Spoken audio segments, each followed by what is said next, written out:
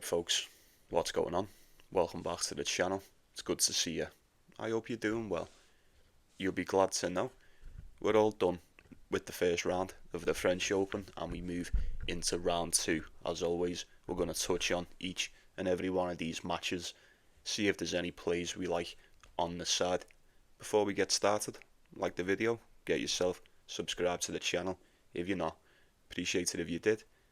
I did think it may have took to the end of the week to hit that 1.2k, but 4 days on and we're halfway there to 1.3. Very happy with that. Get yourself involved. I'd love to have you. First things first, how did we manage today? Did we win? Did we lose? Did we come close? Share up the group. Don't be shy. I'll go first. I fell victim to a rather nasty twist of fate today with Daniel Medvedev and Basilashvili. It's alright. What are you going to do? In a best of 5 it goes to a 5th set. It enters God's hands. There is not a lot you can do, unfortunately. It's alright, that's what the first round's for. Even with Jack Draper, half a game away on the spread. Very close. So close, but yet so far. It's all good. I'd like to think we've got rid of the majority of the shite that didn't deserve to be here in the past couple of days. So we'll crack on with round 2. Who have we got? Very well, folks. First off, we've got Tabilo, Alejandro Tabilo, Alexei Popyrin. I think this will be a decent match. Fine margins. Has all the potential to be rather tightly contested, if you'd ask me. I think Popyrin, safe to say, he's been doing a lot better lately than Tabilo. We know Popyrin was struggling start of the season. We mentioned that a few times.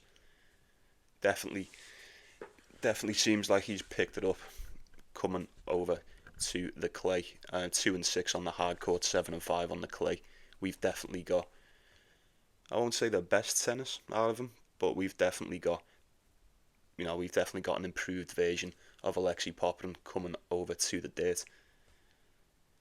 Now, even though Popyrin was struggling to start the season, then what's Tabilo, man? I mean, he's still struggling, is he not? 5 wins, 10 losses on the year. 2-5 hard court, 3-5 on the clay.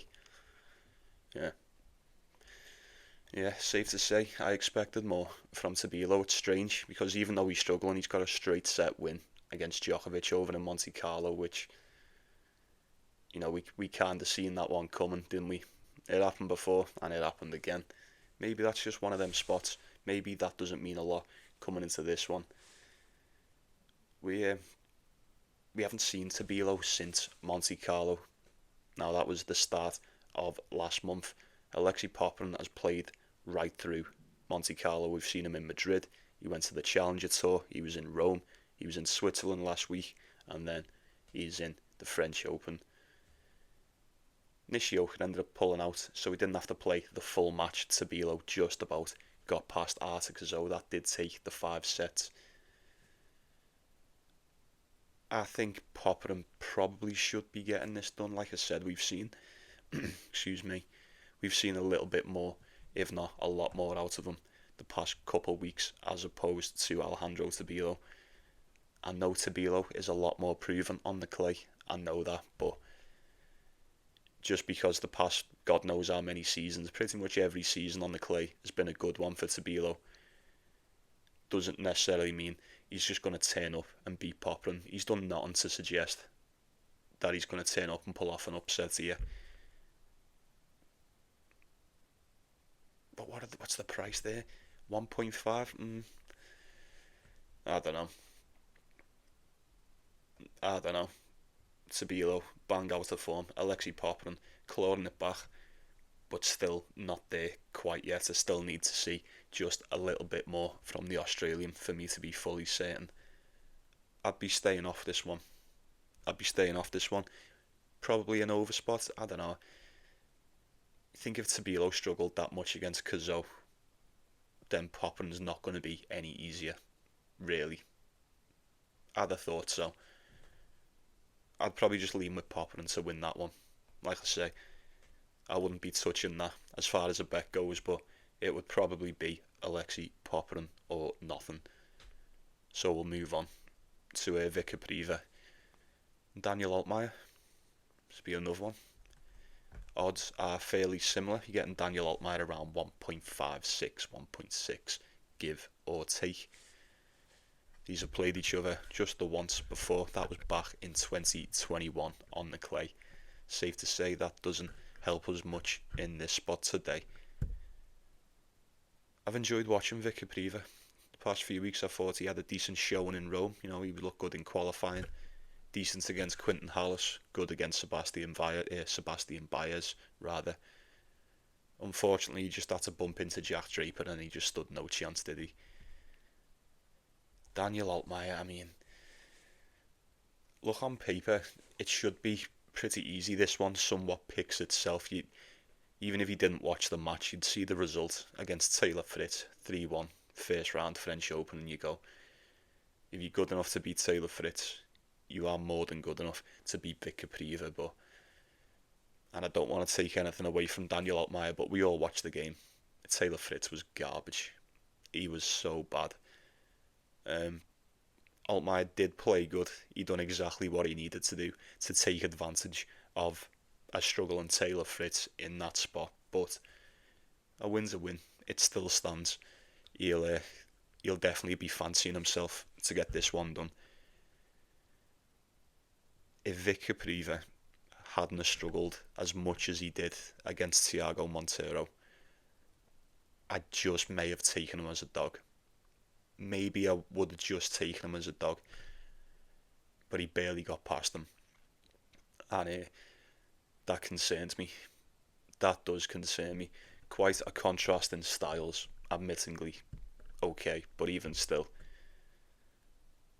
Daniel Altmaier made Taylor Fritz look so bad. He just made it look so easy. Didn't break a sweat, not a bead on him. This has just got prime trap spot written all over it. You see the result.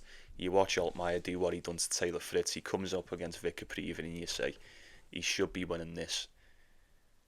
But what if he doesn't? Would you be so surprised? Vic Kopriva's went 16-5 on the clay this year. Altmaier's 11-7. So I don't know. You pay your money and you take your choice. I think a lot of people are going to be taking Daniel Altmaier today. 1.6. I think they're begging you to take him. I don't know how I feel about it personally. Could be an overspot. It could be an overspot. You know, your initial thought would be to go, you know, it's probably going to be easier for him to play Vic Kopriva than Taylor Fritz. But I don't think it's cut and dry like that. I don't. I really don't. Although Taylor Fritz, number 4 in the world. Fucking hell. That's neither here nor there. We won't even get into that. 3 and 4 on the clay for Taylor Fritz. That's what I mean. Vic Kopriva has been well better than Taylor Fritz on this surface so far this year. Fact. So maybe this one won't be easier. Maybe it'll be a bit more contested than what people are expecting. Like I say, he's not that big of a dog. Altmaier's not that big of a favourite, considering that he looks so convincing against Taylor Fritz. I feel like we all know. The whole world knows. I think that had a lot to do with Taylor Fritz being off the boil, well off the pace, as opposed to Altmaier just playing out of his skin.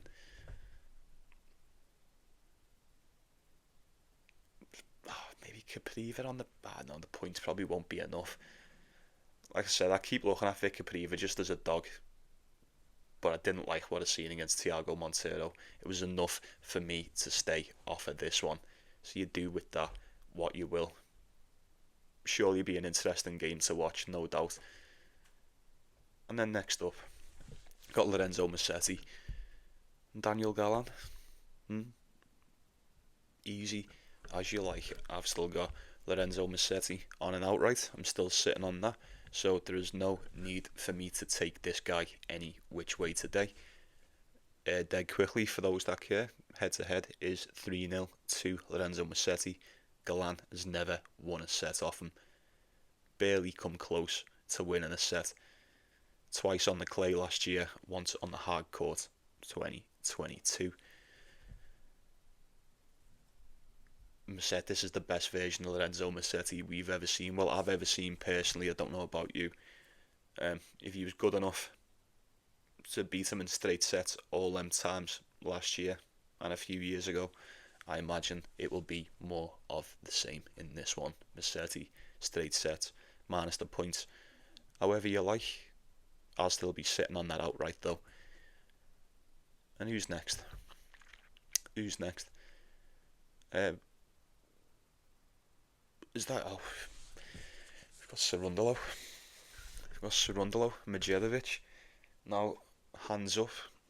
Show of hands, let me know in the comments. Who had Cerundolo's younger brother going deeper in the French Open than what the big Cerundolo was? Like, I did not see that one coming whatsoever. How deep is he gonna go? That is the question. I like Hamad Medjedovic. Think he's good. Solid player. Lot of talent. Bags of it. Bags and bags of talent. I think Cerundolo's decent on the clay as well. He's quite the clay player, I will give him that. I mean, Medjedovic, from what we've seen, a very small sample size over the seasons, but he's rather good on it too. Like I say, he beat Cerundolo 2 years ago in the French Open in qualifying 2-1. So he must have pulled out of that one. What do you do with this one? 27 wins, 13 losses on the surface for Cerundolo. Coming into this one, 5-4 for Medjedovic. As we all know, he's done the majority of his business on the hard court, mainly indoors. I probably just lean towards Medjedovic, maybe. I don't know. Cerundolo's look good. He flew through qualifying. Only dropped the one set to Hadi Habib. Yeah. Dropping sets to Habib. I don't know. I think you take from that what you will. But he did look good against Alex Michelsen. Straight sets against him too. 6-3, 6-2, 6-4. Quite the beatdown indeed. But if Cerundolo looked good against Michelsen, I thought Medjedovic looked equally as good against Kamil Masharach. I really do. 6-3, 6-3, and then the tie-break. Both of them straight set wins. Both should be rather in good shape coming into this one. Both players will probably fancy themselves for a win as well. I don't think this one is as easy as 1, 2, 3. I think it's a set apiece, maybe even goes the distance. Ultimately, I think if Medjedovic can serve the way we know he can serve, if he can hit that ball the way we know that he can hit the ball as well, I think there may just be enough within that to edge this one out. And I do mean edge this one out. If there's going to be a winner, I would say Medjedovic. I can't see Cerundolo pulling off this one. It would be an upset. Not a major upset, but like I say, he was a slight favourite against Alex Michelsen.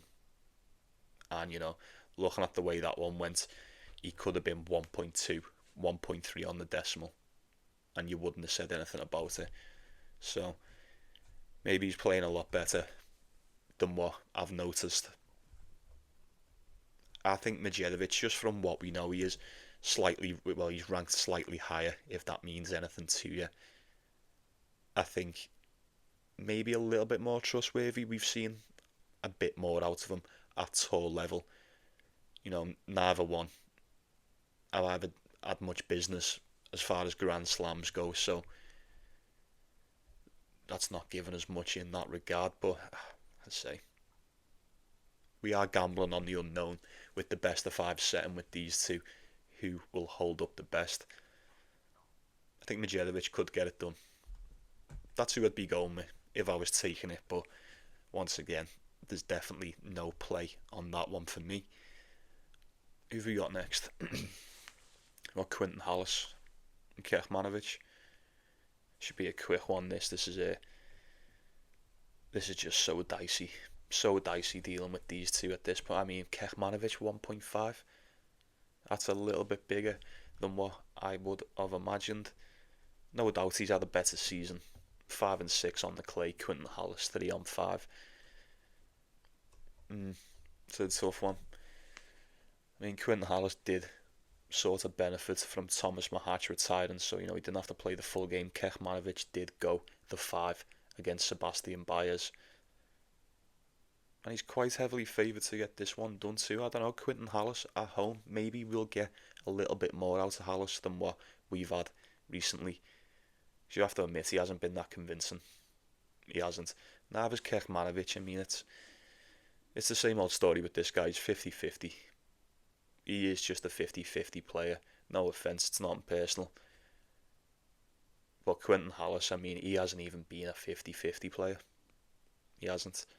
I can't even say he's starting to come into form, because he's definitely not. He's won 4 of his last 10. Really struggling to string back-to-back wins together. And again, Kecmanovic was on a 3-game losing streak coming into the French Open, so it's one of them, innit? It's one of them. You don't need me to tell you. This is a bit of a fucking brain fucking. I don't really know what to do with this one. Who would I lean with? I wouldn't go with Kecmanovic. You know me. I don't really put any faith in this guy. Halys at home.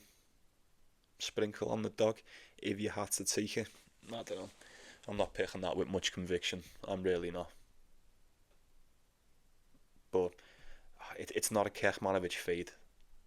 I would rather just maybe take Halys on the point for a set or two and just hope he's inspired playing at home. Just hope he can turn up and at least put on something for the people that pay to go and watch him today. So, Quinton Halys, however you like it. Very slight lean on the dog on that one.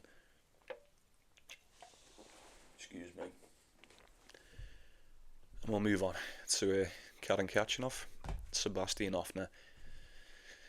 I'm not going to waste much time on this because we've literally just had this one last week in Geneva. Sebastian Ofner got it done. That was the first time they'd seen each other. 2-1 on the clay in the quarterfinals. Now, considering you've just beat him last week, we play again a week later. Khachanov is still a massive favourite, 1.4 to be precise. I don't like it. I don't like it at all. Khachanov's been decent, won 6 of his last 10. Sebastian Ofner currently on 8 of his last 10. This guy has been on fire since he's come back. 16 and 7 on the clay, 8 and 5 on the clay for Khachanov. How much can change in a week, folks? How much can change in a week other than the conditions? Will the conditions affect the outcome that much? Potentially. I wouldn't be willing to bet on it. Sebastian Ofner as a dog again. It's just rinse and repeat, innit? It's rinse and repeat. What's happened since these have played each other last week to make you go, oh yeah, Khachanov's definitely going to win this one? I don't know. Loxy beat Alexander Vukic in the first round. I'm not too sure.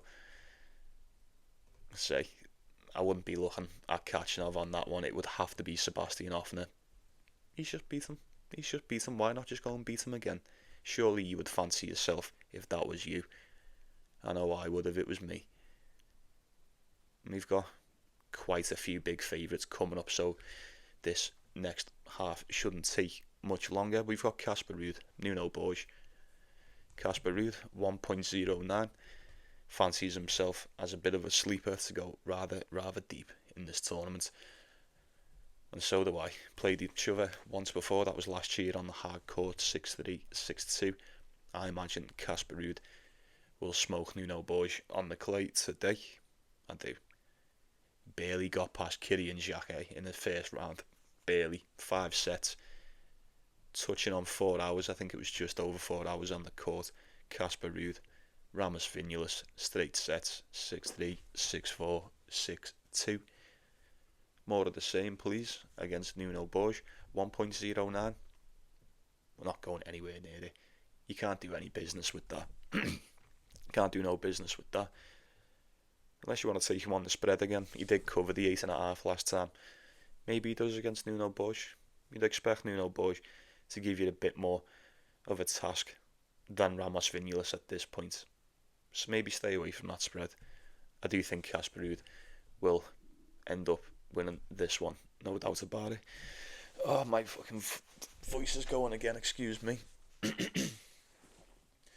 This is madness. I don't know what the fuck's happening here. This only happens to me when I start doing this. This does not happen through the day, afternoon, even in the night. Just for this madness. Where are we? Rally Opelka. Mariano Navone. Just a big no. Just a big no where Opelka is concerned. He looked good. First time out against Dinky, 3-1. Could have been worse. Could have went to 5 sets. You think he beats Navone? I think he could. Navone, although we know what he's about on the clay. 13-10 this year. He's been fairly decent.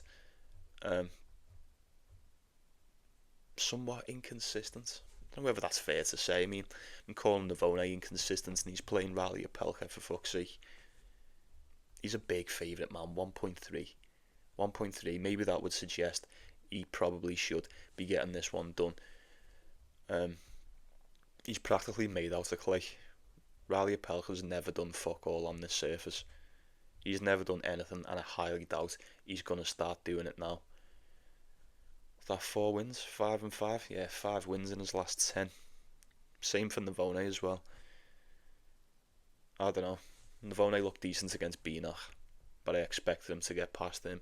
Same with Opelka and Dinky. It's like very low expectations for the both of these. Low expectations coming into this game, and I imagine there'll be very low expectations once it's all said and done. A very, very Buddhist approach to this match, folks. You pay your money and you take your choice. I wouldn't be touching Navone at that price, absolutely not. And then we've got speed run time. Big favourites once again. Fabian Marozsan, Carlos Alcaraz, 1.03 for the Spaniard. Head to head is 1 apiece. Fabian Marozsan beat him in Rome 2 years ago. Only time they played on the clay as well, and it was a straight set win. And Alcaraz got it done at Indian Wells. You just can't bet against Alcaraz. You just can't. If you're brave enough, you'd take Fabian Marozsan on the spread and just hope he's good enough to win X amount of games. I don't think it's very wise to do that. I don't. I always say, don't I, these big spreads, it usually screams the dogs. Just take the dogs on the big spreads 9 times out of 10, but there is an exception, and it's usually Alcaraz or Jannik Sinner. I would not be surprised to see him cover that 8.5 if he just slides in a bagel against Marozsan. But even if he drops a set, even if Alcaraz drops a set, you know he's going to come back and win this one anyway. This would be a massive upset. Like I said at the start, I'll say it again. I think Alcaraz stands probably the best chance at taking this title in the French Open when it's all said and done. But we'll wait and see. I'll be damned if he gets beat by Fabian Marozsan. No fucking way. No way. Guy's just on something different, and he's just playing next level tennis. And then we've got Matteo Gigante, Stefanos Tsitsipas. Odds are pretty much identical. Tsitsipas, massive favourite, 1.1. I expect nothing less than that. I think Gigante's looked decent. He looked solid through qualifying. Only dropped the 1 set. Beat Benjamin Hassan in straight sets as well. Looked fairly decent in doing that. That means absolutely nothing to me. I don't rate Benjamin Hassan whatsoever. Nothing personal. 6'4", 6'2", and a bagel. Nah, mate, I'm not having that. Tsitsipas looked decent against Etcheverry. Thought Etcheverry snapped into a little bit of form coming into the French Open just in time too. But he ran into Tsitsipas, arguably one of the most proven clay players that we've got at the top. And he just dusted him aside, straight sets. I think this match against Gigante will be a little bit, if not a lot, easier than what the one against Etcheverry was in the first round. Fact. However, whatever way he wants to go about his business is fine with me. I am fully expecting Tsitsipas to get this one done and get through to the next round. Probably doesn't drop a set. Could very well cover the spread. It's entirely up to you, however you want to take it. But you know Tsitsipas is getting this one done. You just know he is. We'll see him in round 3. And we've got Mpetshi Perricard, Medjedovic. I would love to take Gio today. I'd love to take Gio. It's all the signs are pointing towards him, are they not? He was fantastic against Zizou Bergs. He's so good on the serve, very strong. There's not a lot you can do when that serve is firing the way he likes to fire it off. Apart from the serve though, I mean the serve aside, and the fact that it is home slam, I'd say Medjedovic probably does everything else better than this kid, on the clay anyway. If it was on the hard court, it would be a no-brainer, especially at that price. It's just, it smells of an upset. It does, it smells of an upset. I just feel like everyone's going to be so certain, maybe overly certain, a bit overconfident in Gio today. You know what happens to him when that save starts to fail. You know what happens to him. He did look good over on the Challenger. He got the title. Ended up beating Bublik. Got beat by Felix. And then, like I said, looked decent against Zizou Berg. Medjedovic got it done against Thiago Tirante. 4 wins in the last 10 for Demir. You know, not that great. Maybe he's dipping out of form a little bit. That's 6 out of the last 10 for Gio. Like I said, he did get the title. Seems to have got himself nice and prepped for the French Open. I'd love to see him win this one. Everyone in that stadium is going to want Gio and Mpetshi Perricard to win this game. If he can't, it's down to him. Will he end up beating himself? Will Demir just be too much on the day? It sounds weird to say that. I think I'd like to assume Gio's got this in the bag. I don't think I'd like to see him go home quite yet. Let's see how far he can go. Like I say, if he can just pound that save at him, I don't see Demir having a clue what to do with that. And there's no shame in it because hardly anyone can. But if he can get it off, it's always the story with Gio and Mpetshi Perricard. There's usually enough free points in them service games alone for him to edge this one out. So I probably would go with him. 1.5. Sweet as a nut. I've got Martin Fuscovics, Tommy Paul. I'd probably lean with Tommy Paul. I mean, why the fuck not? Why not? Fuscovics did beat him last time they played. Well, the head-to-head is 2-1 to Fuscovics. He's won the last 2 games they have not played in 4 years. Safe to say, a lot's changed since then. I thought Tommy Paul looked a little bit shaky at times against Elmer Moller in the first round. Ultimately came through, got that one done. And Fuscovics looks sound against Tristan School. I always get confused. This name always throws me. I always call him School Cake, but it's School Kate in it. But yeah, you know what I mean. I think this will be a tougher test. Fairly tougher test for both parties in this one. You would expect Tommy Paul to be the better one on the day. Fuscovics is no joke though, you know. Slower conditions as well. He may suit him, you know. They may suit him. Like I say, when he did beat him them years ago, they were on the hard court, a lot quicker conditions than these, and he fucked them up as well.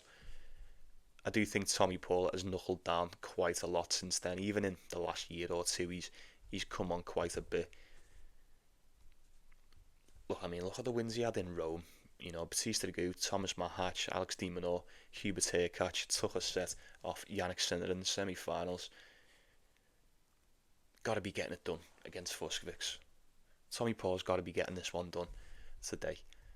I won't hold it against him if he doesn't. Because like I say, Fuscovics is no joke on the day. But Tommy Paul, I'm rooting for him. I'm rooting for him to get this one done. He needs to pull through. He needs to get it done for us, doesn't he? So we've got 3 more. Nearly there, folks, nearly there. Jensen Brooksby, Sebastian Korda. Oh, I won't be touching this one. I will not be touching this one. We've got 2 Americans going at it with each other on the clay. What's going to happen in this? what is going to happen in this? I couldn't tell you. I could not tell you what's going to happen in this one. Neither one are decent on the clay. Both of them have struggled. Maybe it's not fair to say because Brooksby had all the time off, but Sebastian Korda is just a lot more experienced. A lot more experienced in the slams, like I say. Maybe not that much better on the surface, but we've seen a lot more out of him. 1.3 on the decimal, that's very suggesting, if you ask me. Could be very tempting. Could be very tempting as a parlay piece, but I don't think I've got anything for it. I do think Sebastian Korda beats him. He's just, for what it's worth, he's the better of the Americans on the European clay in this spot today, if you'd ask me. So we will crack on with Big Foe and Carreno-Busta. Like I said the other week, I can't deal with Big Foe. Not quite yet, not just yet. It's just it's too soon. It's too soon. 1.6, it's a decent price to get it done against Carreno-Busta. I didn't think Commissania was going to get beat the way he did. It was rather surprising. But we all know Carreno-Busta can do that to you on the day. He's rather decent. Very more than proven on the clay. Compared to Big Foe anyway, it's night and day. But this is just one of them spots. After the recent upset, I don't trust him. And it just passes me by at decent prices like this and he gets it done. This is what Big Foe does. He's very hard to get a read on. I like Carreno-Busta. I know he's more than capable of keeping this one close as a dog. I think that spread is 3.5. I wouldn't mind sprinkling on that one. I don't just want to give that out purely as a fade to Big Foe. I just can't go there. It's just not worth me time after what he done against Batista Agut. So I'll wrap it up nice and quick with another big favourite. We've got Emilio Nava, Holger Rune. Holger Rune 1.1 played each other on the ITF years ago. That means nothing now. Dead easy. I don't think Nava comes anywhere near Holger Rune. Holger Rune much more experienced, a lot more, dare I say, trustworthy in the spot. Come on, a lot more proven. He just is. There's not a lot for me to say on that one. You don't overthink it. It's the same price as the rest of the massive favourites. You either take him minus the points, you take him in straight sets, or you bite the bullet with the dog. I will not be going near that price at all. There's no business to be done, especially with the money lines there. You do with that what you will. And that's going to do us, folks. I'll be saying good night to you. As always, if anyone's still watching, let me know what you're going for. You do that anyway. Best bets, all that stuff. And I'm going for personally. If it's pinned, it's pinned. If it's not, it's not. I need to start saying that at the start of the videos as well. That'll work out nicely. That'll help out a lot, I think. But alright then, folks, you take it easy. You take care of yourselves. You take care of one another. Best of luck to you. I might just sit on the outrights today. Oh, you'll know anyway. You'll read the pinned comments. If there's anything there, it is. If it's not, it's not. But let's go get that cash. Lovely talking to you. Appreciate you taking the time, stopping by, as always. See you in a bit, yeah? Enjoy the matches today. I'll see you tomorrow.